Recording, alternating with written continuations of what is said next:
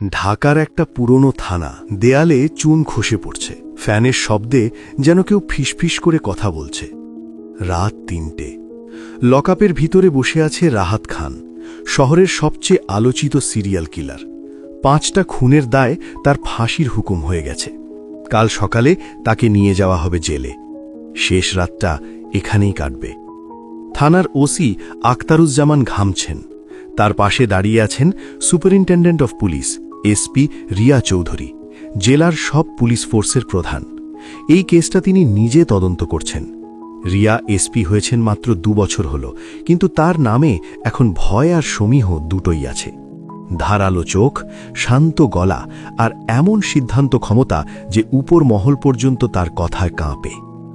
সেই রাহাতের ফাইল নিজে হাতে তুলে নিয়েছিল। প্রমাণের চেইনটা তার হাত দিয়েই শক্ত করা হয়েছে। ওসি একবার রিয়ার দিকে তাকালেন, তারপর লকআপের দিকে এগোলেন। রাহাত খান, তোমার শেষ ইচ্ছা কি বলো, যদি সম্ভব হয় পূরণ করব। সবাই চুপ, শুধু ফ্যানের শব্দ। রাহাত মাথা তুলল। তার চোখে কোনো ভয় নেই, বরং একটা অদ্ভুত হাসি। সে ধীরে ধীরে বলল, আমার শেষ ইচ্ছা এই জেলার এসপি রিয়া চৌধুরীর সাথে একটা পুরো রাত কাটানো, শুধু আমি আর ম্যাডাম, কোনো বাধা ছাড়া। পুরো থানা যেন বিদ্যুৎস্পৃষ্ট হয়ে থমকে গেল। ওসির মুখ ফ্যাকাশে হয়ে গেল। একজন কনস্টেবলের হাত থেকে ফাইল পড়ে গেল। বাকিরা একে অপরের দিকে তাকাচ্ছে, অবিশ্বাস, রাগ আর অস্বস্তি মিশিয়ে। রিয়া নিজেও এক মুহূর্তের জন্য স্থির হয়ে গেলেন। তার চোখে কোনো দুর্বলতা নেই, শুধু একটা ঠান্ডা দৃষ্টি যা রাহাতের দিকে ছুড়ে দিল। এটা কি ধরনের অপমান? ওসি চিৎকার করে উঠলেন, এসপি সাহেবার সামনে এইসব কথা? রাহাত শান্ত গলায় বলল, এটাই আমার শেষ ইচ্ছা।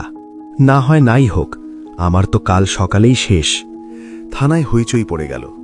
কেউ বলল অসম্ভব, কেউ বলল এটা তো সরাসরি চ্যালেঞ্জ। রিয়া চুপ করে দাঁড়িয়ে রইলেন। তার মুখে কোনো ভাব নেই, শুধু চোখ দুটো রাহাতের দিকে স্থির। ওসি রিয়াকে ডেকে নিজের ঘরে নিয়ে গেলেন। ম্যাডাম, এটা তো মানা যায় না, আমরা কি করব? রিয়া অনেকক্ষণ চুপ করে থেকে বললেন, আমি রাজি। ওসি অবাক হয়ে তাকালেন। ম্যাডাম, আপনি কি বলছেন? রিয়া বললেন, ওর কথায় কিছু একটা লুকিয়ে আছে, আমি জানতে চাই। শর্ত একটা, ঘরে সিসিটিভি থাকবে, রেকর্ডিং অন থাকবে, দরজার বাইরে ৪ জন গার্ড, আর কোনো অস্ত্র আমার কাছে থাকবে না। এটা আমি নিজেই মানব। ওসি অনেকক্ষণ ভাবলেন, তারপর মাথা নাড়লেন। আপনার নির্দেশ ম্যাডাম। রাত ১২টা। থানার সবচেয়ে সুরক্ষিত ইন্টারোগেশন রুম। আলো কম, 2টো চেয়ার, একটা ছোট খাট। রাহাতকে হাতকড়া খুলে দেওয়া হলো। রিয়া ঢুকলেন। দরজা বন্ধ হয়ে গেল। বাইরে ৪ জন গার্ড। রিয়া দূরে দাঁড়িয়ে রইলেন এবং রাহাতের দিকে তাকালেন। দেখলেন তার চোখে মুখে কোনো ভয় নেই, এক অদ্ভুত চাউনি। মনে হচ্ছে সে চোখের ভাষায় কিছু বুঝাচ্ছে, কিন্তু মুখে বলতে পারছে না। রাহাত আস্তে আস্তে রিয়ার কাছে গেল। রিয়া একটু নার্ভাস হয়ে গেল এবং রাহাতকে জিজ্ঞেস করল, তুমি আমার সাথে রাত কাটাতে চাও কেন? রাহাত উত্তরে কিছুই বলল না, চুপচাপ তার দিকে তাকিয়ে আছে। চোখে এক অদ্ভুত চাউনি। রাহাতের কিছু না বলা দেখে রিয়ার মনে একটু অদ্ভুত লাগল। রিয়া এক পা পিছিয়ে গেল। তাদের এই 2 জনের দৃশ্য থানার সব পুলিশ অফিসাররা সরাসরি দেখতেছে। সবার মনে একটাই প্রশ্ন, এটা কি কোনো নাটক নাকি পালানোর কোনো চাল? কি করবে এখন রাহাত? রিয়ার সাথে খারাপ কিছু করবে নাকি অন্য কিছু? কেউ ভেবে পাচ্ছে না এখন কি হবে এই রাতে। রাত তখন গভীর থেকে গভীরতর। হঠাৎ রিয়ার সামনে তাকিয়ে অবাক হয়ে গেল। দেখল রাহাত হঠাৎ করেই তার পরনের জামা খুলে ফেলল।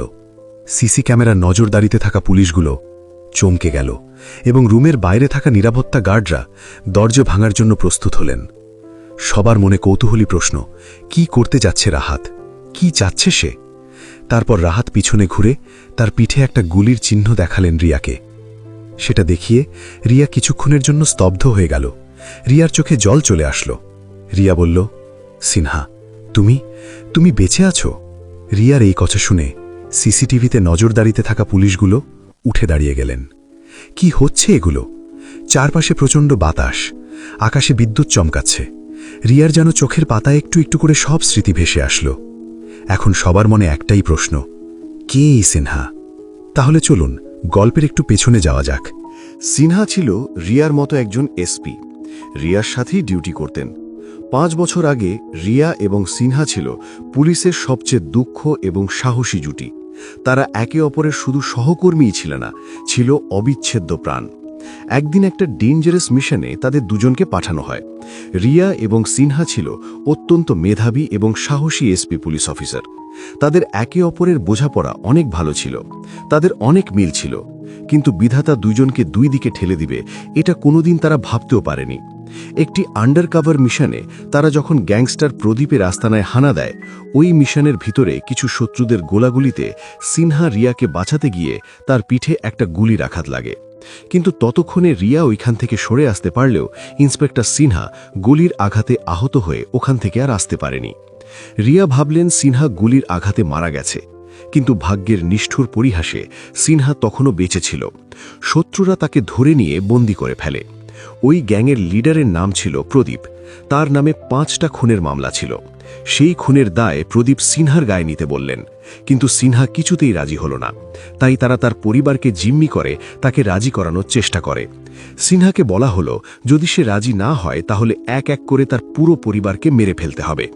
সিনহা কোনো দিক খুঁজে না পেয়ে নিজেই মৃত্যুকে বেছে নিলেন। সিনহার নাম বদলে রাখা হলো রাহাত। তার শরীরে চামড়ার নিচে বসিয়ে দেওয়া হলো একটি অত্যাধুনিক মাইক্রোচিপ। সিনহা যা বলবে, যা শুনবে, সবই সরাসরি প্রদীপের কানে পৌঁছাবে। একটু এদিক সেদিক হলেই তার পরিবারের ওপর নেমে আসবে মৃত্যু। নিজের সতত বিসর্জন দিয়ে সিনহা বছরের পর বছর অপরাধীর তকমা বয়ে বেরিয়েছে। এক আদালত থেকে আরেক আদালতে, এক জেলখানা থেকে আরেক জেলখানাতে। এইভাবেই সিনহার কেটে গেল 5টি বছর, এবং অবশেষে আদালতে তার বিরুদ্ধে প্রদীপের সাজানো সব প্রমাণ পেশ করা হলো। ফলাফল, আদালত তাকে মৃত্যুদণ্ড বা ফাঁসির আদেশ দিলেন। সিনহা জানত সে সত্য বললে তার পরিবার মরবে, আর না বললে সে নিজে মরবে। সে নিজের মৃত্যুকেই বেছে নিয়েছিল। এখন চলেন গল্পের মূল পয়েন্টে, যেখানে রিয়া সিনহাকে খুঁজে পেল। গাইজ, রিয়া কি পারবে সিনহাকে মুক্তি করতে? তার রায় হয়ে যাওয়া ফাঁসি তাকে বাঁচাতে? কি হলো সেই রাতে জানতে হলে শেষ পর্যন্ত দেখতে থাকুন। বাইরে তখন প্রবল ঝড়, জানালার কাছে বৃষ্টির ঝাপটা আছড়ে পড়ছে। রিয়া বুঝতে পারল সিনহা কেন কথা বলছে না। সে সিনহার গলার কাছে হাত দিয়ে অনুভব করল সেই ছোট্ট শক্ত চিপটি। রিয়ার দু চোখ দিয়ে জল গড়িয়ে পড়ছিল। সে সিনহার চোখের দিকে তাকিয়ে মনে মনে বলল, আমি বুঝেছি সিনহা, আমি সব বুঝেছি। রিয়া দ্রুত নিজের পকেট থেকে একটি জ্যামার বের করল, যা সে সবসময় তার সাথে রাখত। সেটি অন করতেই প্রদীপের সাথে সিনহার সংযোগ বিচ্ছিন্ন হয়ে গেল। কিন্তু সময় খুব কম। সকালে সূর্য ওঠার আগেই সিনহার ফাঁসি কার্যকর হওয়ার কথা। রিয়া দরজার দিকে ঘুরে দাঁড়িয়ে চিৎকার করে বলল, দরজা খুলবেন না, ভেতরে কোনো অপরাধী নেই, ভেতরে দেশের একজন বীর অফিসার দাঁড়িয়ে আছে। সিনহা তখন ফুপিয়ে কেঁদে উঠল। এত বছর পর সে নিজের পরিচয় ফিরে পেল, কিন্তু আইন তো প্রমাণের উপর চলে। রিয়া জানে তাকে এখন 2 ফ্রন্টে লড়তে হবে। 1, প্রদীপের আস্তানা থেকে সিনহার পরিবারকে উদ্ধার করা। 2, ফাঁসির রায় কার্যকর হওয়ার আগেই সিনহার নির্দোষ হওয়ার প্রমাণ আদালতের সামনে আনা। রিয়া সিনহার হাত চেপে ধরে বলল, সিনহা, তুমি আমাকে একবার বাঁচিয়েছিলে, আজ আমি তোমাকে মৃত্যুর মুখ থেকে ফিরিয়ে আনব। প্রদীপ ভাবছে সে জিতে গেছে, কিন্তু সে জানে না যে রিয়া আর সিনহা যখন একসাথে হয় তখন পৃথিবী উল্টে যেতে পারে। রাত যত বাড়তে লাগল, রিয়ার পরিকল্পনা তত বেশি জটিল আর নিখুঁত হতে লাগল। তিনি জানতেন কেবল সিনহাকে বাঁচালে হবে না, তার পরিবারকে উদ্ধার করতে হবে সূর্য ওঠার আগে। রিয়া কন্ট্রোল রুম থেকে মেসেজ পাঠালেন তার সবচেয়ে বিশ্বস্ত নীলচক্র টিমকে। এটি একটি স্পেশাল ফোর্স যারা কেবল রিয়ার ব্যক্তিগত নির্দেশে চলে। তারা যখন প্রদীপের আস্তানার দিকে এগোচ্ছিল তখন থানায় বসে রিয়া সিনহাকে এমন সব প্রশ্ন করতে শুরু করলেন যা সিসিটিভিতে খুনি আর তদন্তকর্তার কথোপকথন মনে হলেও আসলে ছিল পালানোর ছক। মাঝরাতে যখন পুরো শহর ঘুমে আচ্ছন্ন, তখন প্রদীপের ডেরায় চলল এক ভয়াবহ রুদ্ধশ্বাস অপারেশন। অন্ধকার বেসমেন্টের ভেতরে লোহার খাঁচায় বন্দি থাকা সিনহার পরিবারকে যখন উদ্ধার করা হলো তখন ভোরের আজান পড়ছে। রিয়া কন্ট্রোল রুম থেকে কনফার্মেশন মেসেজ পেতেই সিনহার দিকে কেবল একবার মাথা নাড়লেন। সেই সংকেতেই লুকিয়েছিল জয়ের আনন্দ। পরদিন সকালে যখন সিনহাকে ফাঁসির মঞ্চের দিকে নিয়ে যাওয়ার কথা, তখন জেলা ম্যাজিস্ট্রেট আর হাইকোর্টের বিশেষ নির্দেশে সেই আদেশ স্থগিত করার কাগজ এসে পৌঁছল। সবার চোখের সামনে দিয়ে রাহাত খান নয়, বরং অফিসার সিনহা হেঁটে বের হয়ে এলেন। পুরো দেশ তখন স্তব্ধ। রিয়া জানতেন এই লড়াইয়ের শেষ এখানে নয়, কিন্তু আজ অন্তত এক জোড়া চোখের চাউনি তাকে শান্তিতে ঘুমাতে দেবে। কয়েকদিন পর যখন সিনহা আবার তার পুরনো ইউনিফর্ম পরে রিয়ার সামনে এসে স্যালুট দিলেন, তখন দুজনের চোখে আর জল ছিল না, ছিল এক অটুট বিশ্বাস আর ন্যায়ের জয়গান। প্রিয় বন্ধুরা, গল্পটি আপনার কেমন লেগেছে কমেন্ট করে জানাবেন। আর যদি সত্যি ভালো লেগে থাকে তাহলে ভিডিওতে একটা লাইক করে দেবেন। আপনাদের একটা লাইকে আমরা পরবর্তী ভিডিও বানাতে অনেক অনুপ্রেরণা পাই। তো দেখা হচ্ছে পরবর্তী ভিডিওতে। ততক্ষণ পর্যন্ত ভালো থাকবেন, সুস্থ থাকবেন। আল্লাহ হাফেজ।